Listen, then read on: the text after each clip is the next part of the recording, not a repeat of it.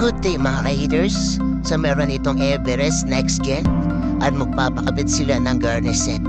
So ipapakita din po namin kung paano po i-install ang ating mga garnish set. So tara. Una po, pupunasan po natin yung paglalagyan ng ating mga garnish.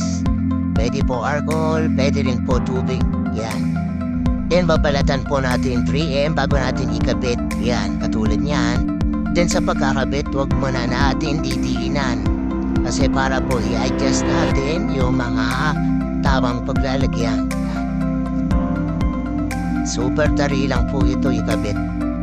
Then huwag po kayong matakot na maglagay ng garnish kasi na-adjust pa siya. Huwag ko lang siyang diinan. Yan po. Sobrang dali lang nito mga ka-haters. So yun mga ka-haters, tapos na tayong mag-install ng garnish set. Yan. So kung makikita nyo po, yung handle na po pinalagay ni sir. Yan. Gas tank. Yan. Pinalagay din po ni sir. Then yung taillight. Yan. Depende po sa inyo kung gusto nyo po palagay yung bowl.